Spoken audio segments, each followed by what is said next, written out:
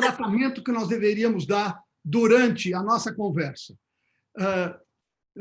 Juiz, cidadão Sérgio Moro, em algum momento pode sair o Sérgio Moro direto. Espero que não crie problema. Como é que chamavam o Mágico de Oz lá? Magnífico? Magnífico Mágico de Oz? Pode chamar normal, sei lá. É que pode escapar um... Então, o Sérgio Fernando, que nem sua mãe lhe chamava. Pode chamar sem formalidade.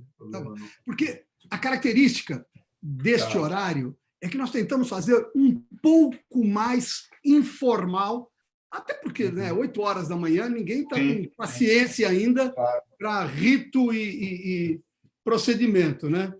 Mas vamos conduzi-la dessa forma. Eu acho que foi comentado, né? A Cláudia Elisa é uma experiente executiva em diversos setores, incluindo varejo, atualmente membro do conselho de diversas empresas, capital aberto e capital fechado, e o Eduardo Yamashita é sócio-diretor conosco aqui na empresa, é o atual COO da empresa e está no aquecimento para ser CEO. Bacana. Parabéns. Eu não sei. Eu tenho alguma dúvida ainda se é questão de parabéns ou destino. Exatamente. Ou karma, né, Marcos? Ou karma. Mas, assim, podemos fazer bem tranquilo. A ideia é eu falar um pouquinho, brevemente só, e depois a gente já vai para as perguntas, né? Exatamente. Nós vamos abrir, tem algumas informações gerais e tal, depois passaria a palavra e depois começamos a conversa, tá bom? Tá bom. E no nosso roteiro, com franqueza, né, nós vamos sair de grandes temas nacionais até os aprendizados pessoais. O aprendizado pessoal, talvez assim, é o último bloco, porque é um ponto que nós sempre também procuramos dar nesse nosso bate-papo, que os nossos entrevistados se exponham um pouco do que tem sido, o que foi o aprendizado desse período, né? Porque ele, para todos nós, criou realidades muito diferentes do que eram anteriormente. Certo. Tá bom. E esse é o evento como foi aquela vez, ou é só live mesmo? Esse aqui faz anualmente aquele evento grande, né? Foi aquele que você foi homenageado, e quero confessar, eu conto para todo mundo, quando tem oportunidade, o que foi a reação do público à sua chegada e ao seu discurso, que ficou de pé o tempo inteiro, tá certo? Aquilo me impressionou muito, muito, muito. Uma experiência bastante positiva. Foi. E com franqueza, eu, pessoalmente, não tinha a dimensão do impacto que a sua presença poderia causar naquele momento.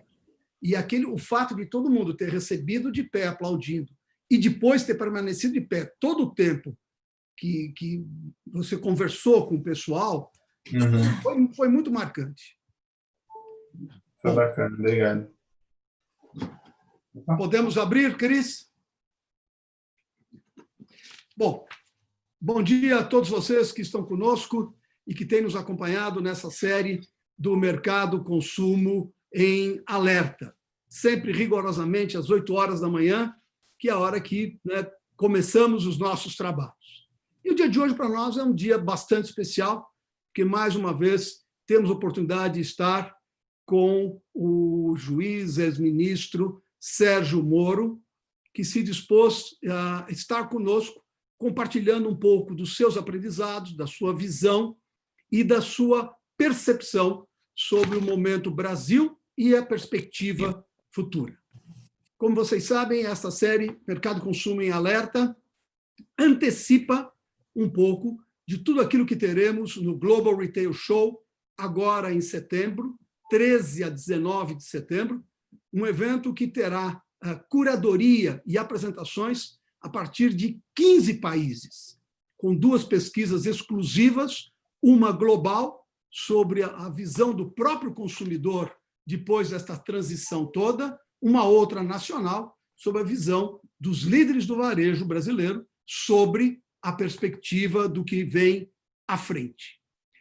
Esse evento será um evento totalmente através do canal digital, e à medida que formos avançando nos programas, nós estaremos trazendo mais notícias a vocês.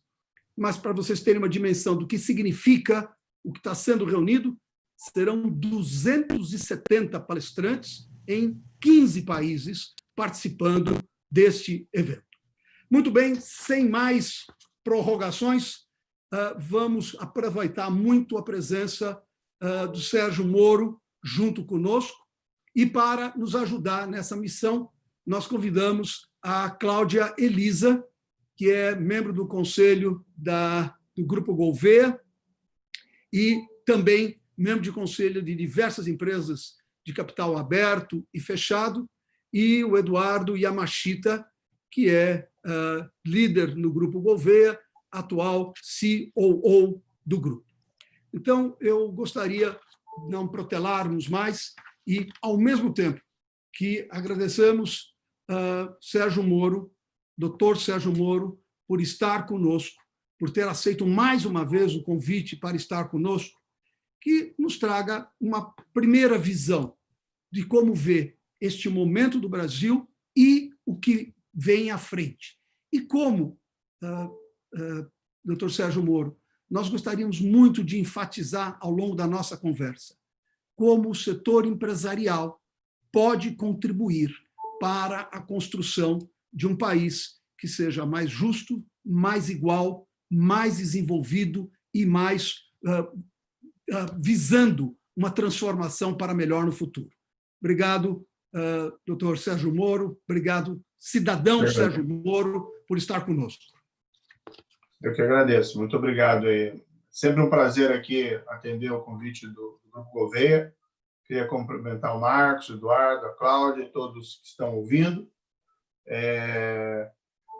Bem, um cenário muito rápido, né? Nada assim de muito novo, as pessoas não saibam, mas nós estamos num momento muito difícil por conta da pandemia, mais de 70 mil vítimas, e nós temos um impacto econômico extremamente significativo na economia, vai levar um bom tempo para uma recuperação.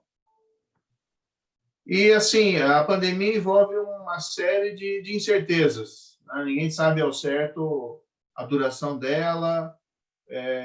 Existem algumas medidas que vêm sendo tomadas, distanciamento social, que geram impacto, não sabe de quanto tempo de duração, isso tem que ser efetuado.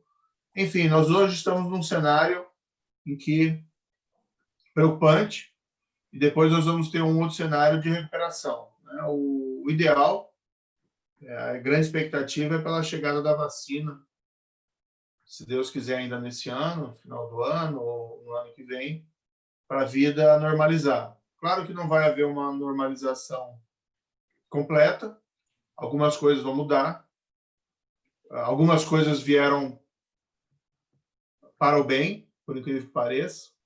É claro que a pandemia é terrível e não dá para dizer muito nada de positivo dela, mas, por exemplo, essa mesma aproximação virtual das pessoas, né, a utilização cada vez mais desses recursos virtuais, é algo positivo. Essa tendência de realizar trabalhos home office para aquelas corporações, para aquelas empresas que isso seja possível, também acho que é uma tendência que vai ficar.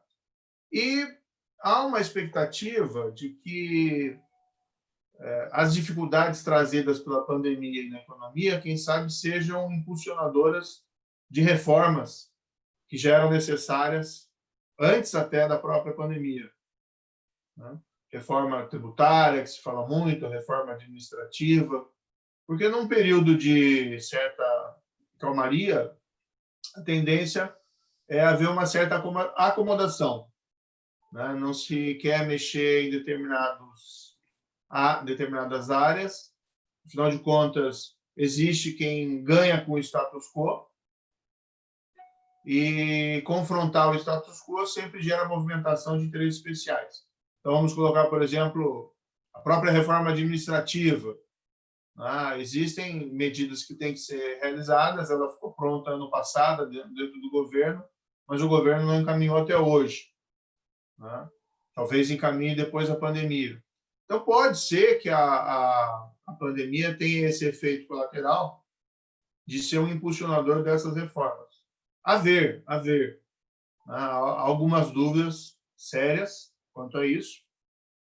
Eu estava dentro do governo federal e não era minha área, mas eu já falei isso publicamente. Enfim, a gente tem que criticar o que a gente vê que está errado também. Falta ainda uma coordenação federal da pandemia mais racional. A União Federal não pode abdicar dessa responsabilidade e ver cada município, cada governo faz de um jeito, tentando acertar, mas uma coordenação geral era importante e ela realmente não existe. Foram tomadas medidas, a meu ver, corretas na área do amparo econômico às pessoas, também para as empresas. Em relação às empresas, o que eu ouço muito por aí é uma dificuldade da obtenção dessas linhas de crédito. Enfim, o cenário não é muito positivo, mas quem sabe da crise se possa aí tirar algo de positivo. Eu entrei no governo com esse foco também do combate ao crime, do combate à corrupção, e essa outra é uma outra agenda que precisa ser recuperada. Quem sabe também a pandemia e a necessidade de ter uma economia mais produtiva, mais eficiente, uma administração mais eficiente, quem sabe pode ter uma motivação de reforma nessa área.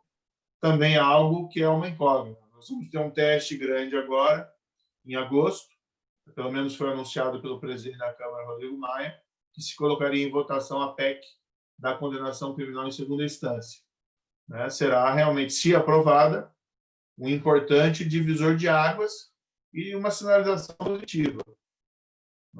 Vamos ter que ficar com olhos e ouvidos bem atentos.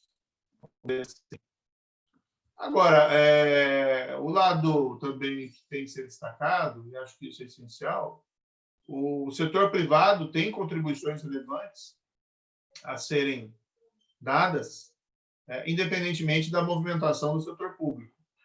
Nós não podemos ficar naquela tendência de vamos esperar o que o governo vai fazer. Não, o setor privado tem uma dinâmica própria. Eu sempre destaquei nessa parte de corrupção e integridade, de ação relevante do setor privado faz a diferença.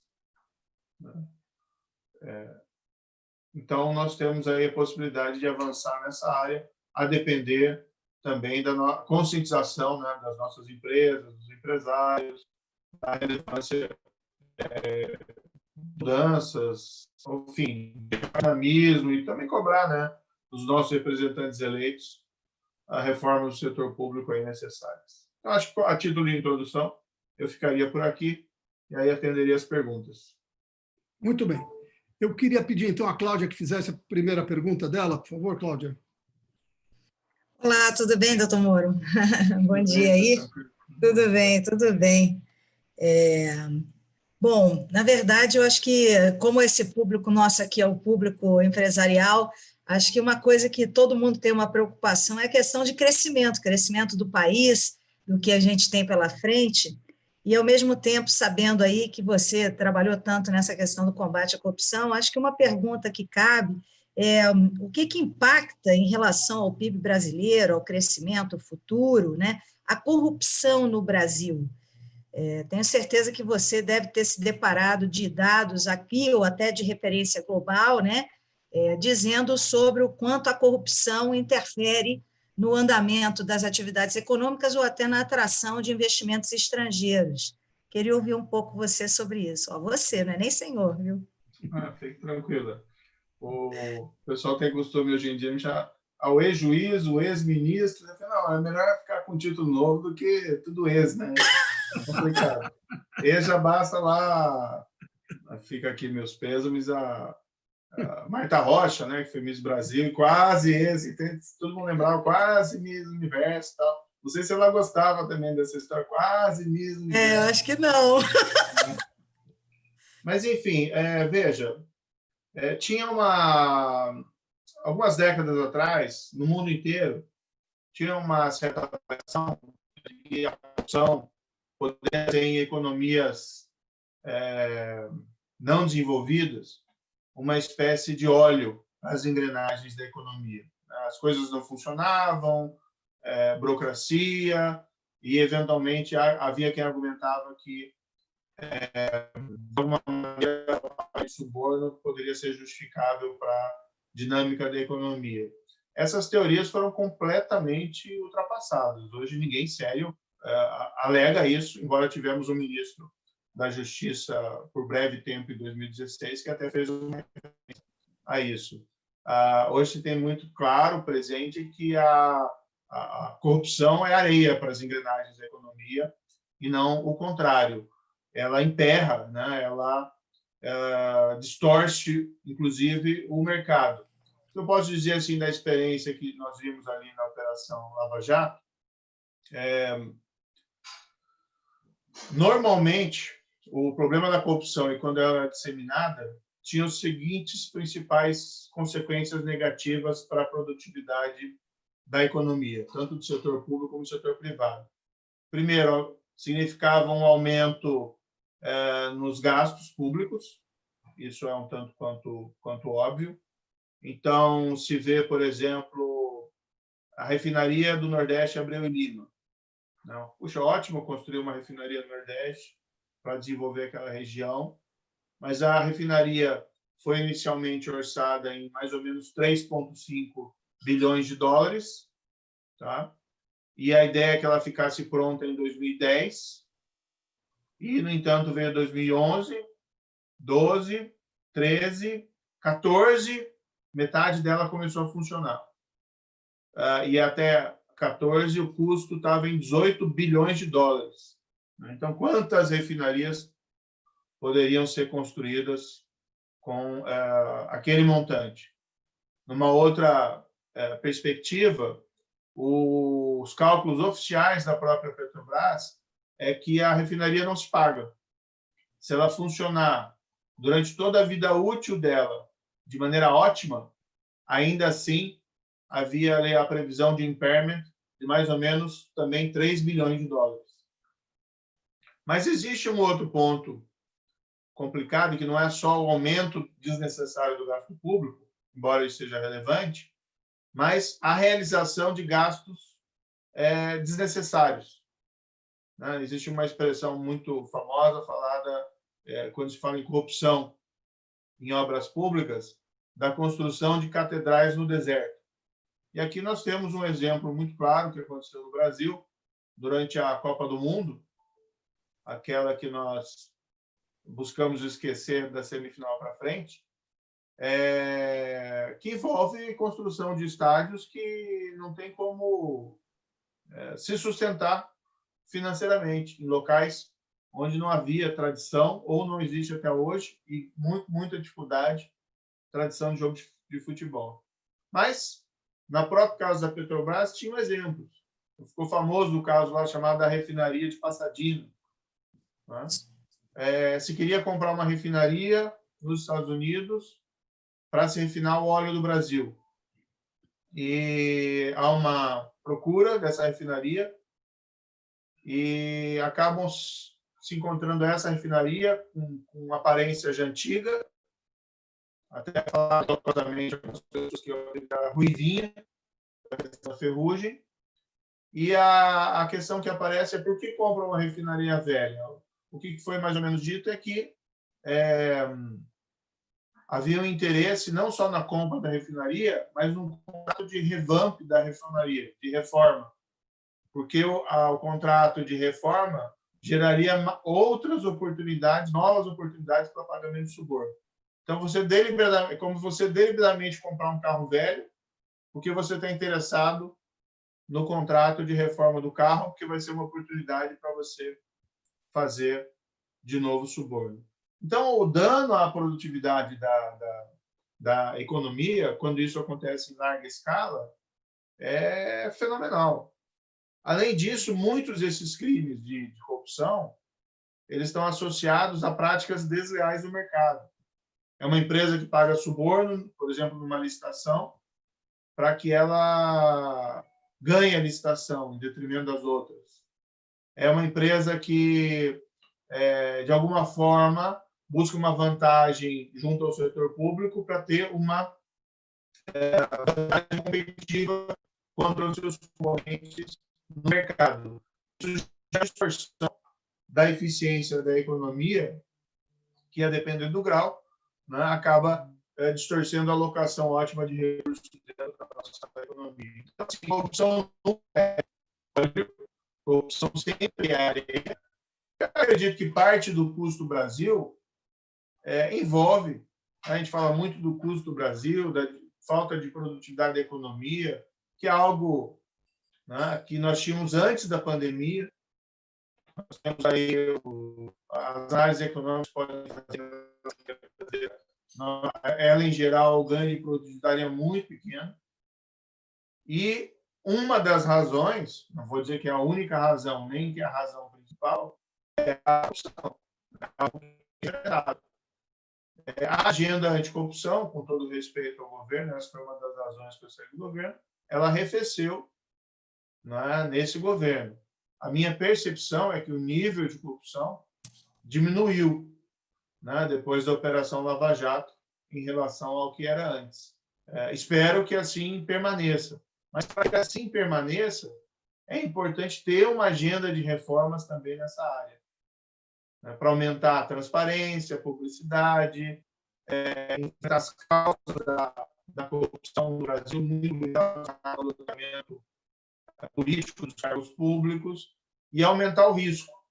A prática do crime é sempre uma análise não muito, nem sempre totalmente objetiva, de risco e oportunidade. Então, tem que aumentar o risco, né? Enfim. Agora, doutor Moura, assim, acho que ninguém tem dúvida, né, da importância e do quão seria fundamental perseguir e continuar indo atrás dessa agenda anticorrupção. Ao mesmo tempo, a gente vê que todo lá atrás, né, desde que você trabalhou e várias pessoas na Lava Jato, a gente vê aí quebra de grandes grupos empresariais, inclusive também afetando muitas vezes perda de emprego, crescimento do país. Na sua análise, na época, hoje, em retrospectiva, embora em retrospectiva tudo seja fácil, né?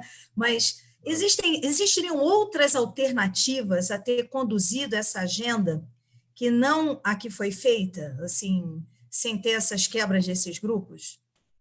Olha, é um pouco uma questão de algumas lendas, né, em relação à Lava Jato.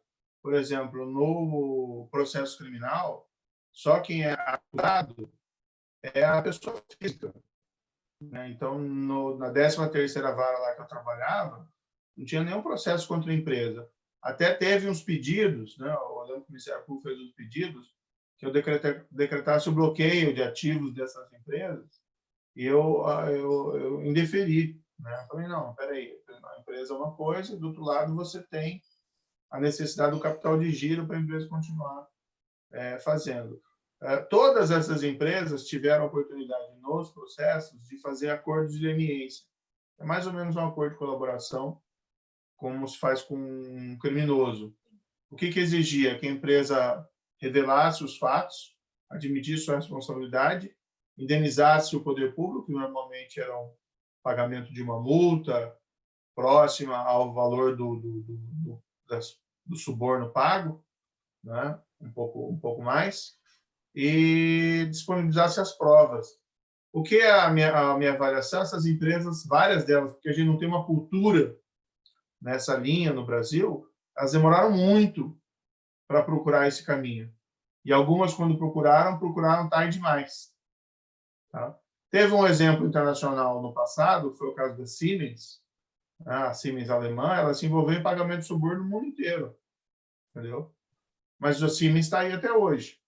O que ela procurou, fez lá um acordo, pagou indenizações, revelou a sua culpa. Então, quanto antes Dentro de uma corporação empresarial de dimensão, pode acontecer, né, de serem cometidos eventuais crimes ali dentro, sem conhecimento da cúpula, sem que haja aquilo entranhado na administração. Pode ser também que tenha um caso de conhecimento da cúpula, como era o caso na Operação Lava Jato. Mas, em outro caso, a melhor salvaguarda da empresa é, quanto antes, procurar as autoridades para fazer uma espécie de acordo, né? Porque aí você consegue ir adiante. Se você não faz isso, você não consegue ir adiante. E, às vezes, se você não há mais condições. Mas vamos também aqui destacar um ponto importante, né? Nós estávamos num período de recessão em 2014 até 2016.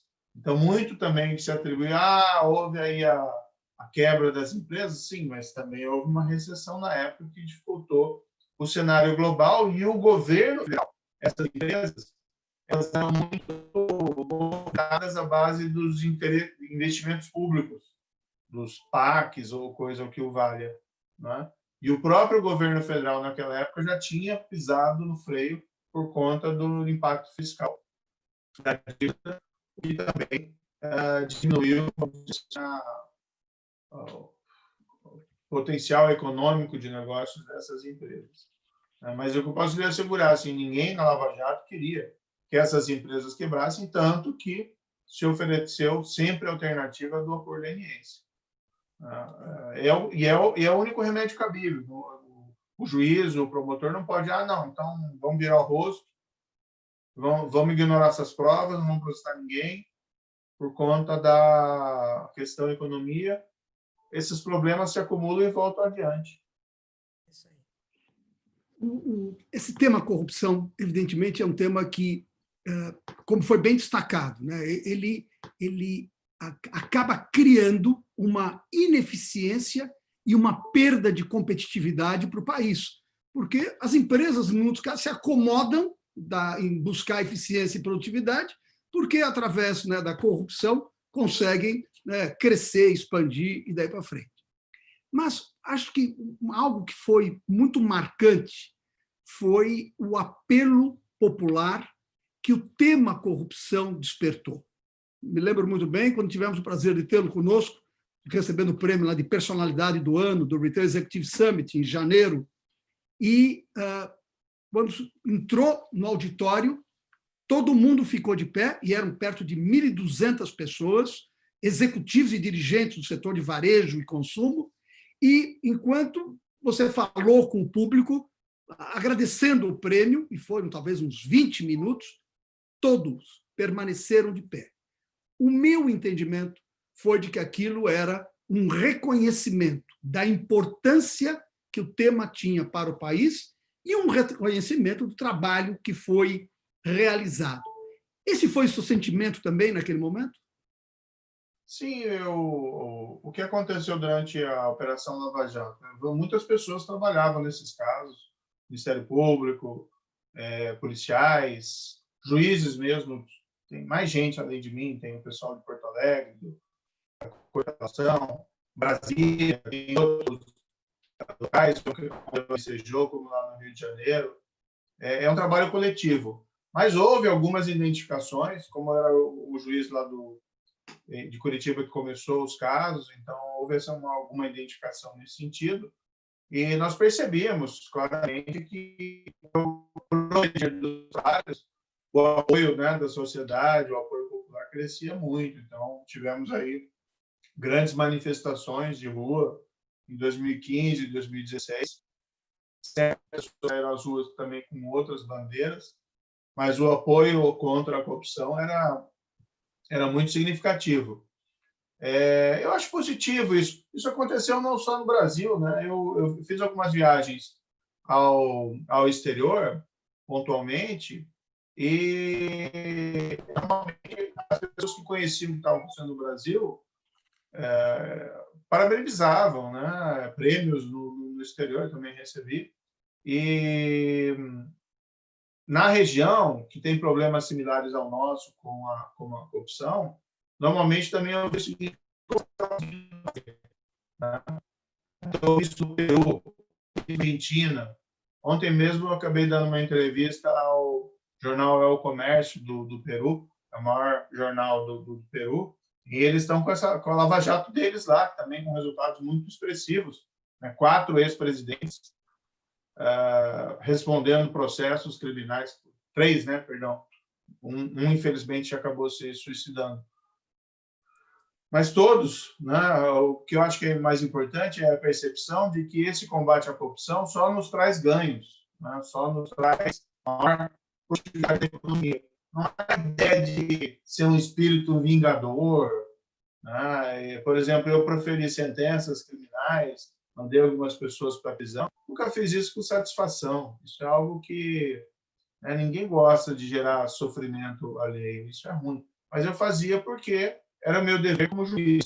Mas esse tem que ser o espírito, né, do combate à corrupção. Tem o lado final, tem o lado dos processos, que tem que funcionar, mas tem outras situações também. Transparência na administração, algumas desburocratizações para evitar que a burocracia acabe servindo aí para venda de facilidades, ao desenvolvimento de políticas de integridade, de compliance, tanto na administração pública como no setor privado. Isso eu vi no Brasil que mudou bastante. Durante a Lava Jato, depois da Lava Jato, houve um crescimento muito grande essa preocupação das empresas com compliance e com políticas de integridade.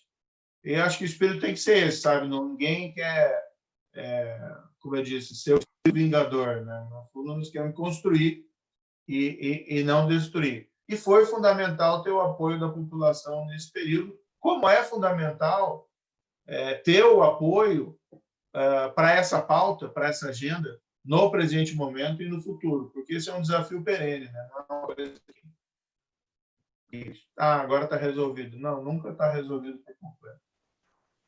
Bom, Eduardo, por favor. Claro. Moro, falando e pensando aqui no futuro do Brasil, né? Na sua visão, quais são as áreas que hoje estão melhor cobertas e quais são aquelas que precisariam de mais atenção nossa nos próximos anos, né? Qual deveria ser, na sua opinião, a prioridade para trabalharmos, de novo, pensando no futuro do Brasil daqui para frente? Olha, com todo respeito, tem muitas prioridades. O Brasil relaxou na agenda de reformas por muito tempo. Ano passado houve essa reforma significativa, que foi a reforma da Previdência, né? Mas tem muita coisa a ser feita. E às vezes tem renda constitucional. Por exemplo, na administração pública, é fundamental você ter meritocracia.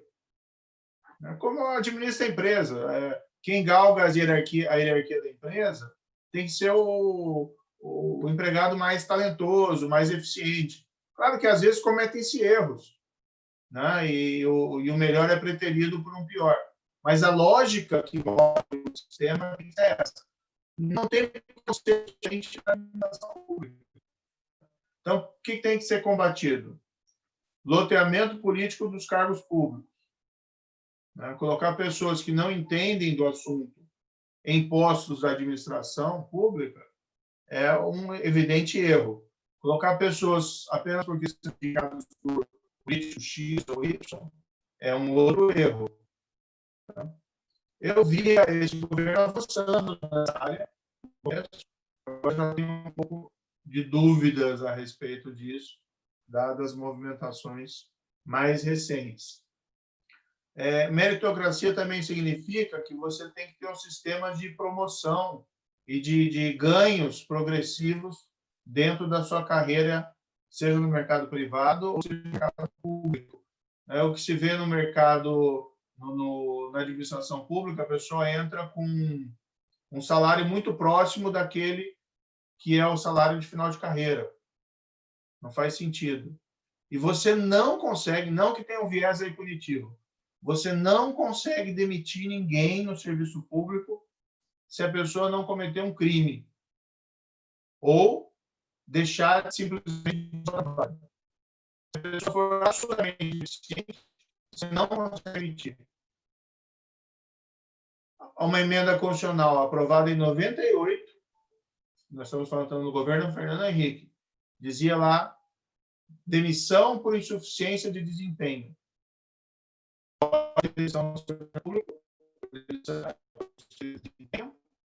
E até hoje não foi aprovado também.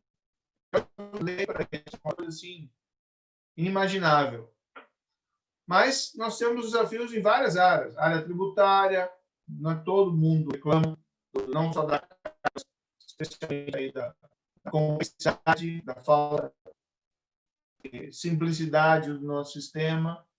Na redução de carga tributária, parece uma ilusão no cenário atual econômico, mas uma simplificação seria realmente viável, né? O substituto mais eficiente, menos eficiente. E temos um desafio enorme na área da educação. Não há como ter ganhos de produtividade no país significativos se nós não tivermos aí avanços tecnológicos, se nós não tivermos um corpo de trabalhadores qualificados, né, ou de empresários. E nós estamos, assim, patinando nisso há, sei lá, 15 anos. Né? Então, essas reformas ficaram de lado. Então, a agenda é muito relevante, e é difícil estabelecer prioridades nesse cenário. Agora, nem tudo depende de grandes reformas. Né? Se pode trabalhar nos detalhes da legislação, ou às vezes até na parte executiva. Eu ocupei lá o Ministério da Justiça e Segurança Pública, né? Os crimes caíram em 2019 significativamente no país inteiro. Tem um mérito também das legislações, mas, por exemplo, assassinatos caíram 19%. Roubo a banco caíram impressionantes 40%. Roubo de carga foi mais ou menos em torno de 20 e tantos por cento, aqui não tem o dado exato. Nós implementamos uma série de programas, a meu ver, bons na área da segurança pública, programa Vigia para a área de fronteiras, de integração do trabalho da polícia. Nós começamos a criar centros de inteligência e controle. Tem uma experiência que eles tiveram nos Estados Unidos depois do 11 de setembro, que é a criação daquilo que eles chamam de Fusion Center. É basicamente assim, aconteceu nos Estados Unidos, então, como é que se resolve a troca de informação? Você pega os representantes das várias agências encarregadas da aplicação da lei no setor e coloca no mesmo local. Aí você não precisa ficar expedindo ofício, esperando lá dias para ter uma resposta. Não, você tem o cara do lado com a informação que você precisa. Criamos o primeiro desse centro, lá em Foz do Iguaçu, voltado ao combate de crimes transfronteiriços. Aí você tem lá Polícia Federal, Polícia Rodoviária Federal, Receita Federal, Forças Armadas, polícias estaduais, COAF, todo mundo junto, né, para trabalhar em inteligência e planejamento de ações contra o crime.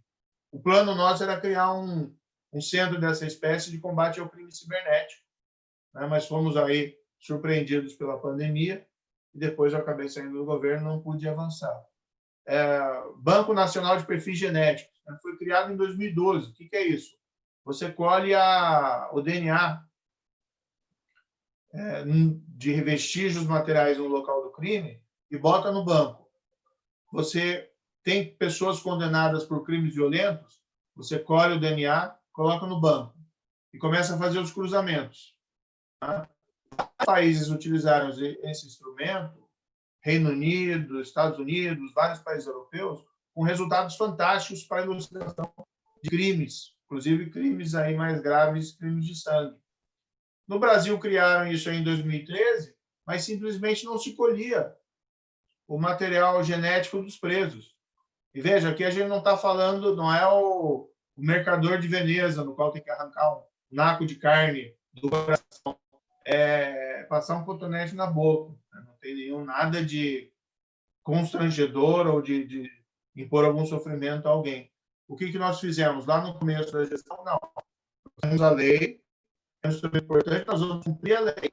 Nós iniciamos uma campanha em massa a coleta desse material na nossa banca regional. O plano era chegar em 2022 o nosso banco nacional completo. Mas vou te dizer assim, que quando nós assumimos, nós tínhamos mais ou menos 10 mil registros de perfil genético no Banco Nacional. Em um ano, nós colhemos 67 mil. E o plano era chegar... Então, assim, tem mais coisa, tem muito mais coisa e tal, etc.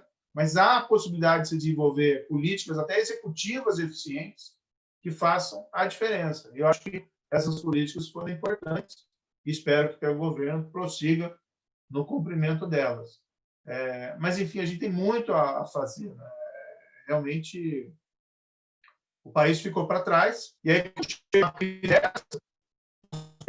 tão frágeis nós estamos. Né? Quanto tempo nós perdemos, né? Por exemplo, a própria reforma da Previdência. Não que não foi boa a reforma da Previdência, mas quanto tempo se passou discutindo isso? Né? Moro, primeiro eu quero fazer só um comentário. Nós estamos tendo um probleminha de instabilidade de som. Eventualmente nós vamos desligar a sua imagem quando tiver essa instabilidade e você permanece conosco no áudio e assim que melhorar a gente volta com a imagem de novo, tá? Mas vamos seguir com a nossa conversa, tá bom? Você estava fazendo um comentário como foi marcante a redução de problemas, né, no seu período. Evidentemente, você citou vários programas que foram implementados que tiveram seu efeito, mas você consideraria que a ideia de que aquele senso generalizado de impunidade que existia no Brasil, em todas as esferas da sociedade, possa, de alguma maneira, naquele período, ter sido percebido de que, olha, a impunidade vai ser punida, tá certo? A impunidade vai ser julgada, vai ser punida. Isso pode ter contribuído para um arrefecimento desse período que você citou, com os dados que você citou, inclusive? Não, certamente. O combate ao crime ele envolve não só as ações específicas, mas existe uma questão relacionada à percepção, né, do risco e da oportunidade. Então, por exemplo, você aumentar a percepção do risco, um discurso mais duro em relação à criminalidade, duro na forma da lei, vamos deixar claro, faz a diferença. Mas isso, se não for acompanhado depois pelas ações, fica vazio. Uma das coisas que foi feita logo no início, junto com o governo de São Paulo, a transferência das lideranças do PCC de São Paulo para os presídios federais. Isso foi, a meu ver, essencialmente importante, porque essas pessoas foram responsáveis por aqueles atentados em 2006, que pararam São Paulo. Veja que uma organização criminosa praticar atentados de natureza terrorista não é um comportamento muito normal. Porque, no fundo, essas organizações criminosas querem lucro. Né? Elas não estão lá defendendo uma causa ideológica, elas estão querendo lucro. Quando elas ficam audazes para praticar esses atos, tem alguma coisa de errado. Qual que é a minha avaliação? Elas deveriam ter sido transferidas já em 2006. Não foram. Isso propiciou que a organização crescesse no imaginário do mundo do crime. Se eu sou um criminoso, eu vejo que o Estado não tem coragem de enfrentar a organização, bem, essa organização eu quero participar. E nós rompemos com isso, né? Foi o Ministério da Justiça junto aí com o governo de São Paulo, fizemos uma operação conjunta, também contamos lá com o apoio de outros órgãos do governo federal, como as Forças Armadas, e nós mudamos essa regra do jogo, transferimos essas lideranças, quebramos a cadeia de comando e mudamos também o regime de visitação nos presídios federais. Né? Toda visita, tudo monitorado, para diminuir aquela capacidade de transmitir ordem de prática de crimes lá fora. Então, isso manda uma crise de segurança em janeiro. Tivemos uma crise de segurança em janeiro de 2019, No Ceará, mesma coisa, atentados contra a população. Graças a Deus, não teve vítimas. Os atentados eram atos incendiários, tentativas de explosão, né, que é um absurdo. É uma loucura. Nós encaminhamos a Força Nacional, pedimos um foco da Polícia Federal nesses atentados, encaminhamos o pessoal da Polícia Rodoviária Federal para saturação na área e, por outro lado, encaminhamos uma força de intervenção penitenciária. Trabalhando junto com as forças de segurança do governo do Estado, a crise foi debelada ali em 30 dias. Desde então, a gente não teve mais qualquer episódio significativo da espécie durante o governo atual. Porque você manda também uma mensagem: olha, meu amigo, acabou a festa. Eu acho que esse tem impacto também no mundo do crime para o arrefecimento dessas condutas criminais. Mas, como eu disse, se o discurso não tiver correspondência no gesto, não adianta. Cláudia.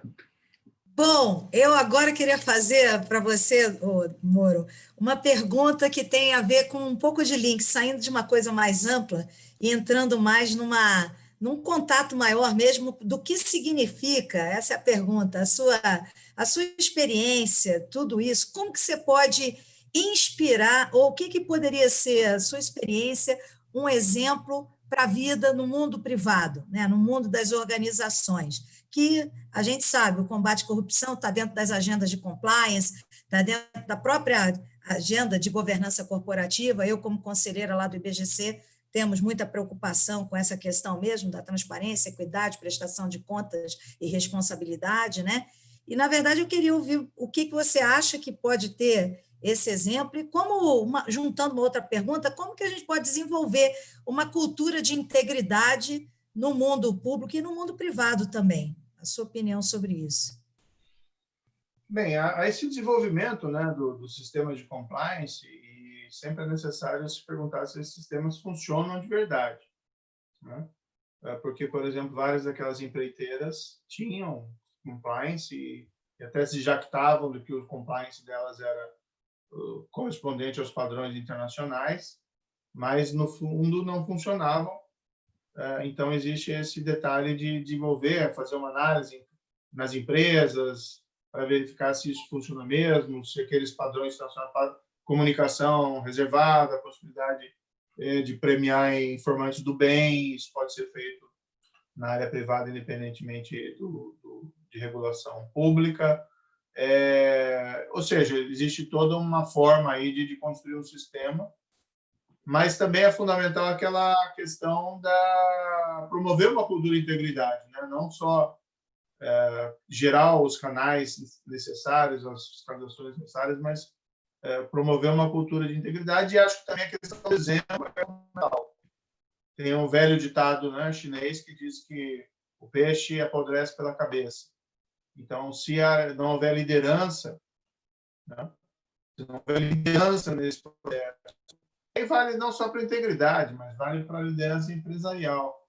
Se a empresa não tem liderança, né, aí é como o país sem liderança, né, na aula deriva.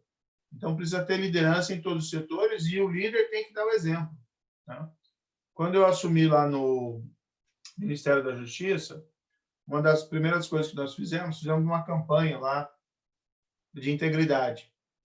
Quando eu cheguei, recebi aqueles códigos de ética de administração pública, lá, 250 páginas. Quem que lê isso, né? 250 páginas de código de integridade da administração pública. Eu deveria ler, né? Mas todos os servidores lá é muito difícil. Não, você precisa ter regras simples, coisas básicas, né? Para você motivar. Então, o que nós fizemos? Fizemos um decálogo de princípios de integridade, coisa assim muito simples, e fizemos uma campanha informativa lá junto aos servidores. Fizemos até um ato inicial de inauguração e, dentre os convidados, chamei ele foi ministro do turismo.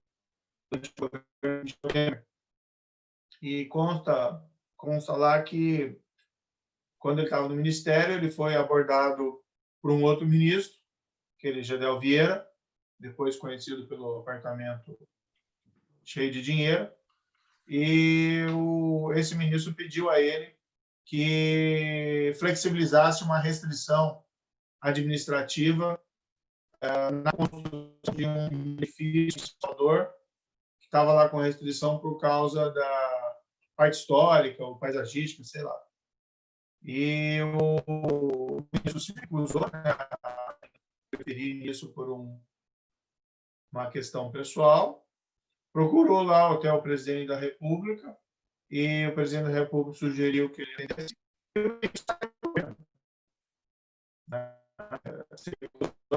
uma solicitação, uma contexto próprio que iria ter a lei, para atender o interesse pessoal. Então, eu chamei ele lá para palestrar. Falando, olha, é esse tipo de conduta que a gente precisa, né? A gente precisa ter a conduta correta do servidor público quando ele é pedido. Então, eu acho que promover essa cultura de integridade é mais do que você ter sistemas eficientes, é você também motivar os seus empregados ou a empresa. Isso é válido não só para a integridade, mas também para outros setores. Essa foi uma das razões, até porque eu entendi, eu não posso ficar no ministério. Nas circunstâncias que me foram colocadas, né, e aí eu fico como, né, entendeu? Eu preguei isso, né, prego isso durante toda a minha vida, faço a coisa certa. Faço para os meus servidores lá essa pregação. E aí, de repente, vem uma situação que coloca uma sinuca, né, moral, e que realmente eu não poderia atender o que me foi pedido da forma como foi colocado. É melhor sair mesmo, entendeu? Acho que desejo sorte aí ao governo, né? Todo mundo deseja sorte, porque afinal de contas o país é um só, mas do outro lado. No fundo, o que você está falando é isso, né, Moro? A ética é uma coisa muito simples. Tudo que você fizer, que você tem vergonha de falar para alguém, não faça, porque sinal de que tem algo ali que não cheira bem, né? Moro, você, salvo engano, acabou vivendo 2 quarentenas, né? Gerada Sim. pela pandemia e a outra, aquela ao deixar o ministério. Mas é uma pergunta talvez um pouco pessoal, né? Você tem consciência, eu imagino, do enorme capital político que você granjeou exatamente ao atuar no tema que envolve a corrupção, a impunidade, que para o cidadão brasileiro médio tem um valor muito grande. Na sua opinião, imagino que a dupla quarentena possa ter contribuído para isso, quando você reflete, o que seria melhor para o Brasil, não para o cidadão Sérgio Moro, o melhor uso desse capital político acumulado por você, o que você imagina que sejam os próximos passos pós-dupla quarentena? É importante destacar que depois que o ministro deixa o governo, é uma praxe a concessão dessa quarentena. Então, não é uma punição, e a Comissão de Ética da Presidência da República agiu normalmente, inclusive deferindo o que eu pedi, né? Como é que funciona isso? Você informa, olha, eu vou sair do governo, eu posso, infelizmente, voltar para a magistratura no nosso sistema, né? Eu tive que pedir exoneração da magistratura. E aí eu quero trabalhar. Daí, no entanto, existe esse período, né, de 6 meses, no qual você recebe o equivalente que recebia como ministro, e não entra no setor privado para evitar um conflito de interesse. Algumas atividades eles autorizam que você faça, algumas atividades eu estou fazendo, por exemplo, escrevendo uma coluna, e, por exemplo, estou dando palestra, né? Não tem nenhum problema nisso aí. Mas é um período de reflexão. Eu tenho pensado muito nas escolhas que fiz no passado. Eu acho que elas foram acertadas tomadas, né? A gente ouve muito aquele, não devia ter ido para o governo. Talvez não devesse, né? Hoje, vendo retrospectivamente na situação atual, talvez não devesse mesmo. Mas quando o presidente eleito ele convida, olha, vamos para o governo e vamos ter essa agenda anticorrupção, essa agenda anticrime, você tem relevante para o país, é um pouco complicado, né? Você recusar essa oportunidade de fazer algo grande, né, em um outro trabalho. O futuro, não sei, né? Ainda é uma incógnita. Acho que nós estamos num momento muito difícil para o país, como diz, da pandemia, da economia e da necessidade da retomada dessa agenda de reformas. O que eu tenho feito, Marcos, é questionado. Eu não estou com o propósito de simplesmente me recolher. Então, tenho participado desses debates, dado algumas entrevistas, participado de algumas lives, seja coisas abertas, ou seja, eventos mais fechados. Eu acho que é importante discutir o país, né? E o momento é ruim, e às vezes gera uma percepção de que muitas nuvens no horizonte, mas nós temos que lembrar, o Brasil é uma democracia consolidada, tem instituições fortes, nós temos uma economia que é das maiores do mundo, falta dinamismo nessa economia há muito tempo, é verdade, mas retomar, né, essa construção de um grande país não no sentido imperial, mas um grande país no sentido de ter um lugar bom para todos, né? Eu acho que isso é algo factível. E a ideia é participar desse debate. Como isso vai ser feito, de que forma, isso depende não só de mim, mas de vários outros atores, né? Agora, eu entendi que as escolhas que eu fiz foram também para manter coerentes. A minha saída foi para me manter coerente com aquilo que eu defendo. E muitas coisas me deixavam desconfortáveis no governo, além desses episódios, né, envolvendo a minha saída imediata. Mas a própria questão da pandemia, né, que eu penso, puxa, até que ponto você está endossando algo que está custando vidas, né? É difícil, é difícil. Hoje estou com consciência mais tranquila, pelo menos. Edu, sua pergunta. O Moro, eu queria fazer um pouco de conexão da tua experiência, né, que é vasta, com os desafios empresariais, né? Nós prestamos consultoria para uma série de empresas, desde empresas com poucos milhões de faturamento até as maiores empresas do Brasil, né?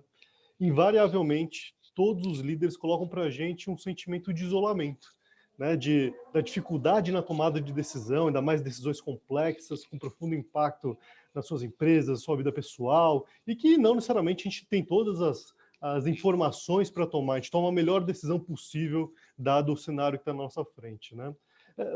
Você, de alguma maneira, também sentia, entre aspas, esse isolamento, esse desafio da tomada de decisão, seja no poder legislativo, seja no executivo? Você também sente isso do outro lado, nessas posições que atuou? Sim, sim. Situações diferentes, né? Como juiz de primeira instância, o juiz decide sozinho, com base nas provas, com base na lei. Então, é uma decisão mais solitária e não se compartilha tanto, né, essas questões decisórias. Mas, claro que existe sempre uma situação, às vezes, de alguma incerteza quanto a qual é a melhor decisão ou quanto ao melhor momento. Mas, para o juiz, a situação é um pouco mais simples, porque você decide com base na lei e na prova, né? Então, você tem que fazer essa sua missão. Você não pode entrar no cálculo, por exemplo, político, né? Não vou fazer isso porque vai ser ruim para a minha carreira política, assim, até porque não tem isso. Como ministro, eu tinha muitos auxiliares, tenho o corpo técnico, né? Então, às vezes, quando surgia também situações mais dramáticas, como a crise de segurança no Ceará, a gente formava um gabinete de crise, de imediato, ouvia outras pessoas, mas é evidente que a decisão acaba sendo da liderança, né? Mas normalmente não era uma decisão assim tão solitária. Eu buscava ouvi muito, né, o pessoal que trabalhava comigo, o próprio ministério, mas quando eu assumi lá, eu tinha uma linha muito clara do que eu queria fazer, entendeu?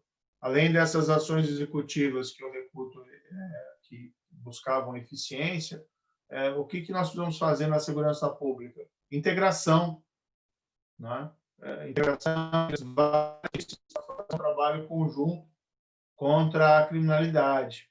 Claro que precisa de investimento, e o investimento tem que ser eficiente, mas precisa ter integração. E você precisava ter também algumas reformas legislativas. A gente ganhou em fevereiro de 2019, né, que nós tínhamos planos em várias áreas. Então, quando você tem um plano, acho que tudo facilita, né? Claro que surgem os imprevistos, mas você tem um plano, você tem um norte, e você consegue, normalmente, direcionar. Acho que no setor privado não deve ser tão diferente assim, dinâmica outra. O gestor não é um Deus absoluto também, né? Que pode fazer tudo e tal, e mesmo ele tem dúvidas quanto ao acerto ou não da sua posição. Bom, Cláudia, eu queria te passar para, lamentavelmente, né, o tempo está correndo, Moro, nós vamos esticar um pouquinho só, peço tua licença, a última rodada de perguntas, começando com a da Cláudia. Moro, eu adorei quando você falou sobre a importância da liderança e do exemplo, né? E no mundo corporativo, quando a gente fala de líder, o tempo inteiro a gente está falando que muitas vezes as habilidades, atitudes, conhecimentos de uma pessoa que a trouxe até um momento na sua carreira não é a que a levará adiante. Então, a gente tem que estar sempre pensando em como evoluir. Eu queria saber sua reflexão. Quais habilidades e atitudes você avalia que precisa evoluir, dado esse seu novo momento de vida e essa perspectiva profissional futura ainda que você não falou? Não, veja, no momento eu vou ter que me reinventar, né? Provavelmente vou me reinserir de alguma forma no mercado do setor privado. Ainda não sei exatamente o que eu vou fazer, tem surgido algumas propostas, evidentemente, eu estou avaliando. Também estou refletindo muito sobre o passado, mas vou fazer algo, não sei, talvez eu vá para o exterior algum tempo também. Infelizmente, existe também um rancor em pessoa de algumas pessoas meio poderosas, então também tem que tomar um pouco de cuidado em relação a isso, mas também a gente não precisa exagerar no excesso de drama, né? Então, às vezes existe aí um excesso de drama, eu vou precisar me reinserir e vamos ver como funciona agora, né? Eu trabalhei um curto período antes de ser juiz como advogado, ou seja, no setor privado, mas nem sei se exatamente é isso que eu vou fazer, advocacia. Não tenho Você acha certeza. que te parece que tem alguma habilidade, algo que você já percebeu que tem que evoluir, que não, até agora, sei lá, você tem uma avaliação que não tem toda aquela característica que precisa para esse caminho? Você já pensou sobre isso? Olha, eu diria que eu tive dois... Está oferecendo coaching, Moro. Coaching, né? Isso, apertando, apertando. Olha, eu tive dois dos empregos mais difíceis do mundo. Juiz da Lava Jato, que era complicado, e ministro da Justiça do governo Bolsonaro. Alguma habilidade a gente tem, né? Mas os desafios realmente são diferentes. Atestado, as políticas dá, isso aí. Muito bem. Talvez um pouco mais de... Eu sempre tentei ser muito objetivo, né? E a gente, às vezes, precisa ser um pouco mais argumentativo em relação a determinadas situações. Mas mesmo, por exemplo, no Ministério, eu recebia dezenas lá de parlamentares, conversava e buscava lá convencer de aprovação de lei, projeto, papapá. Então, mesmo isso, eu tive a oportunidade de desenvolver um pouco esse lado mais negociador, vamos dizer assim, né? Agora, fica aqui um testemunho, Moro. No começo das suas entrevistas, você era aquilo que no popular se chama curto e grosso. Respostas diretas, objetivas, está encerrado o assunto. Nós preparamos aqui umas 50 perguntas, se fosse o estilo anterior. Mas você hoje aprofundou e colocou análises mais amplas, o que está sendo maravilhoso para o nosso papo. Edu, tua última pergunta. Vamos lá, Moro, a gente está encaminhando aqui para o final do nosso papo, né? Eu queria ouvir um pouco do seu sonho grande, né? Qual é o teu grande objetivo aí de vida, de realizar daqui para frente, nos próximos anos? Você já tem uma visão clara aí desse, de novo, sonho grande do Sérgio Moro? Não, o cenário é muito incerto com essa pandemia, com a questão da economia e das perspectivas ali adiante. Eu acho que é importante continuar contribuindo para construir algo no país, né? Porque essa agenda, né, de reformas, eu acho que é essencialmente importante. Eu sempre me foquei como juiz, como eu estava nesses casos criminais, o foco era a questão criminal. Depois, como ministro da Justiça e Segurança, embora a Justiça e Segurança tenha uma ampla gama de atribuições, o foco que nós definimos no início, que nós diagnosticamos os principais problemas do Brasil, dizem respeito à corrupção, criminalidade organizada e criminalidade violenta. A gente trabalhou focado nisso.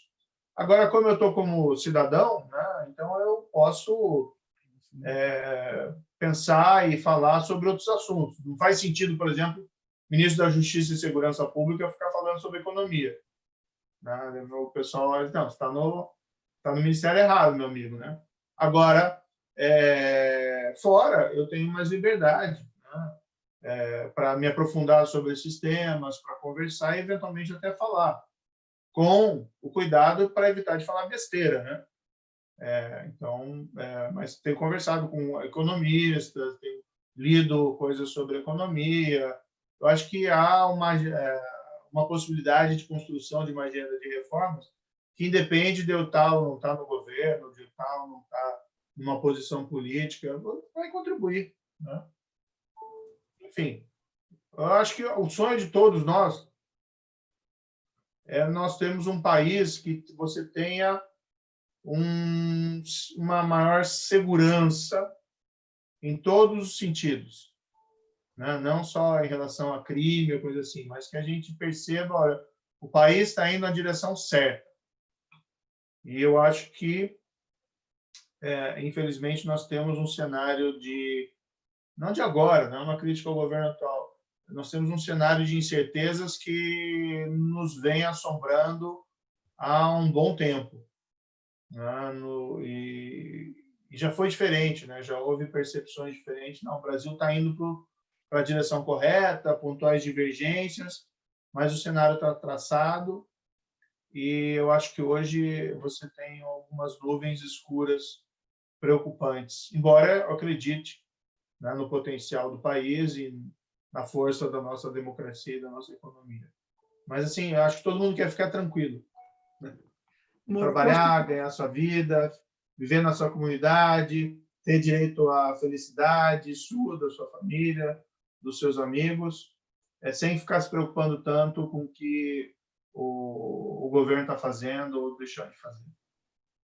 Moro, porque você sabe que ele está fazendo a coisa certa. Nesse período, eu acho que todos nós lemos, assistimos lives, discutimos, participamos de debates. Nós mesmos estamos numa dessas redes, aí, num dos grupos, o Parlatório, onde a quantidade de informação, de mentes brilhantes, de gente muito preparada, é muito intensa. Mas discutimos muito, falamos muito, temos ótimas ideias, temos ótima visão, cada um tem a sua solução para os problemas brasileiros, porém, de alguma maneira, a estrutura como nós temos hoje, especialmente quando envolve o executivo, o legislativo, o judiciário, e muito particularmente nesses últimos anos, nós não conseguimos nos encaminhar para a construção desse sonho grande da maioria da população brasileira. E nós temos, de alguma maneira, voltado para trás. Você mesmo destacou o aspecto que nós nunca podemos esquecer. Nós somos uma das maiores economias do mundo, com um potencial nas mais diversas áreas incrível. Você conviveu com um lado do setor empresarial que é um lado pernicioso, aquele que se envolveu com a corrupção, aquele que manipulou para crescer mais. Você entende que o setor empresarial deveria, de alguma maneira, se integrar mais para ocupar um espaço no Brasil? Alguma coisa parecida como acontece no Japão, com o Kendarem, por exemplo, onde o setor empresarial se integra para atuar junto ao legislativo, ao executivo, ao judiciário, para pensar o projeto do país e, principalmente, agir para implantar isso? Acho que sim, seria uma saída importante, né? Tem que se pensar o formato. O que tem que evitar também são esses formatos muito rígidos. A gente vê essas federações, confederações, tal, que muitas vezes quem está lá não tem representatividade, né? Ou está lá há 200 anos e isso parece daí falta de transparência, falta de diálogo, de rotatividade, incorrendo nos mesmos erros dos vícios, às vezes, das estruturas públicas. Mas, sim, eu acho que o setor público tem que ouvir mais o setor privado. O setor privado pode se auto-organizar. Eu acho que essas associações sempre têm que ser voluntárias, né? Não resultantes de imposições legais ou imposições tributárias, para construir uma agenda positiva para o país. Eu acho que isso seria realmente relevante para que nós pudéssemos avançar. Há várias possibilidades aí, né, de autorregulação, inclusive na área de integridade. As empresas se auto-policiando umas às outras. Olha, você está fazendo coisa errada, você está fora da associação. Isso serve já como uma espécie de juízo de reprovação moral que, eventualmente, coíba o comportamento errado. Enfim, tem várias alternativas aí, na minha opinião. Agora, é importante também a gente diminuir esse nível de polarização do país, né? Que tivemos acirrados nos últimos tempos, e nisso também a questão da liderança é importante. Sim. Eu gosto sempre de destacar Guerra Civil Norte-Americana, né? Aquela guerra sangrenta entre nacionais do mesmo país, e o Lincoln, aquela liderança formidável, ele é eleito para o segundo mandato, e no primeiro discurso que ele faz desse segundo mandato, ele estava lá, ele podia ter um discurso vingativo contra o Sul, né, que estava sendo derrotado, estava próximo do armistício, dos traidores, né, do Sul, que haviam gerado a Guerra Civil, e ele, na verdade, adota um tom conciliatório. Tem uma parte famosa lá que ele fala sem malícia contra ninguém, com caridade para todos, fazendo o que é certo, se Deus permitir que a gente descubra o que é certo. Não lembro aqui o restante das palavras, mas esse tipo de espírito, né, eu acho que é o necessário para que a gente também não se esqueça jamais que democracia é sinônimo de tolerância. E tolerância não só com quem pensa igual, mas principalmente com quem pensa diferente.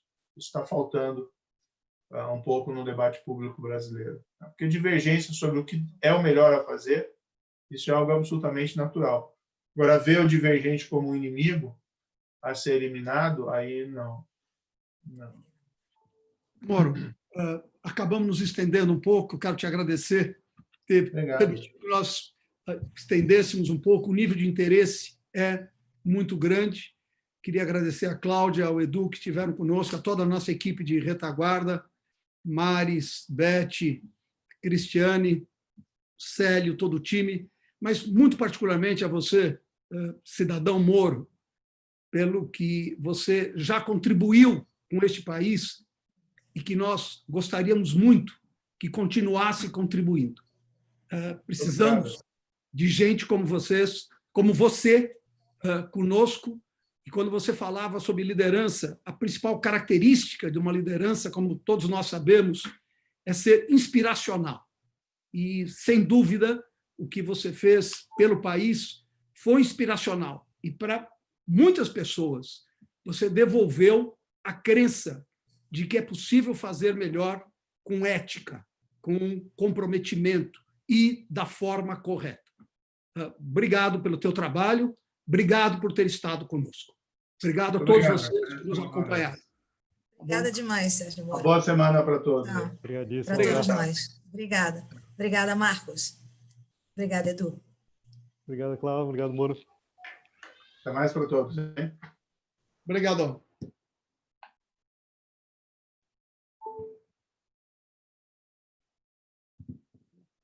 Som, né?